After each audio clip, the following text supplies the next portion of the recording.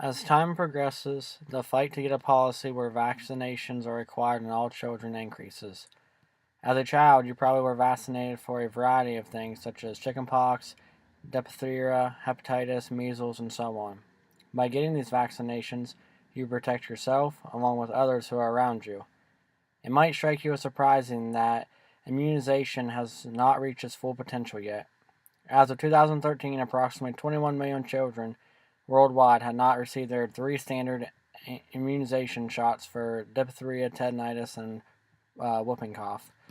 While it is required to have vaccinations in order to enter public schools in all 50 states, there is no federal law that states that vaccinations for children are mandatory. I came across an article a while back on herd immunity and child vaccinations, which made me more interested in the issue. Many of us are here today because of precautions we took to get vaccinated. It is estimated that 322 cases of childhood illnesses and diseases were prevented between 1994 and 2014, according to procon.org. By parents ignoring the vaccinations needed, the child is not only harming itself, but also other children who came into contact with he or she. All 50 states require the basic vaccinations, and 49 states require mump vaccinations, 48 require religious exemptions, and 19 require philosophical exemptions. It is time for child vaccinations to become mandatory for all children for three particular reasons: for solid herd immunity, the minimization of the chances of an outbreak of deadly disease, and it does not have a high risk of side effects such as autism that people are willingly suggesting.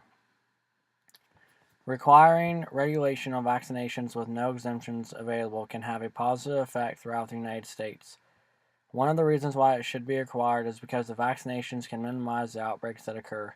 According to the CDC, 11,000 infants are born each day. Maintaining vaccinations are an ongoing process. If children are not vaccinated, the chance of catching a deadly or harmful disease increases, along with the chance of an outbreak. The chances of a deadly disease coming to the United States is not out of the picture or unheard of.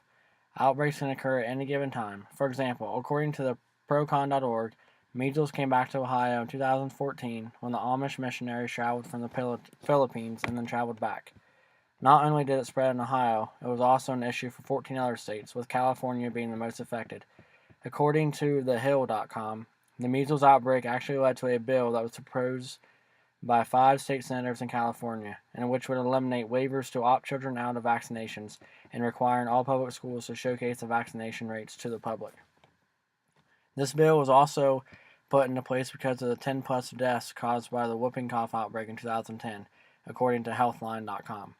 Diseases such as polio can cause a victim to not show symptoms for over a year, but when they come into contact with a vaccineless child, it is then transmitted, which can then lead to an outbreak, just like the measles outbreak. The outbreaks are preventable by simply requiring vaccinations. The numbers speak alone. 118,000 people die each year from measles, 60,000 die from tetanus, and 195 die from the whooping cough. These numbers could be even higher if it weren't for child vaccinations. Vaccines have eliminated and dramatically decreased numerous diseases throughout the country and as well as worldwide. There has been a decrease in measles up until this past year, and a decrease in polio disease in the United States. According to Procon.com, smallpox have supposedly been eliminated completely worldwide. If someone does not have a vaccination, they are automatically taking a chance of catching a deadly disease within the country, or by coming into contact with someone from a different country where disease X is present. Choosing to get vaccinated can most importantly increase herd immunity. Herd immunity provides protection for the children who are not able to get vaccinated due to other health reasons. By everybody getting vaccinated, it indirectly helps unimmunized individuals, according to historyofvaccines.com. As the number of vaccinated people in the population increases, the less chance there is to come into contact with an infectious person. According to Lee, Rosenthal, and Scheffler from AmericanProgress.org, these children fall into two broad categories: the unvaccinated, who do not receive any immunizations, and the undervaccinated, who do not receive the fully recommended vaccine schedule. Both the undervaccinated and the unvaccinated can have a negative effect on the whole idea of herd immunity. According to Procon.com, in 2011, 49 of the states did not reach the bar of 92 to 94% protection for whooping cough, resulting in 49,000 sickened people. In an outbreak in 2008 in San Diego, 48 children had to be quarantined to keep safe because they could not rely on herd immunity to keep them safe, according to Paul 2009. Some people even argue that 92 to 94% range isn't enough, as it should be 100% for it to be a protective effect. To know the rate for a given population, you first need to know on average how many people will come into contact with someone carrying these deadly diseases. The fact of the matter is that unvaccinated children rates are growing. They're not part of the population to blame for putting their own population at risk. No one ever speaks about policies that should be put into place, but rather blaming the parents, which they are to blame too. Herd immunity would only increase if more children were vaccinated, which would affect everybody, including the people who are not able to be vaccinated, such as children with cancer and or heart problems. Just like any medicine, vaccinations come with side effects as well. Side effects can include infection, dizziness, fever, rash, headache, and etc.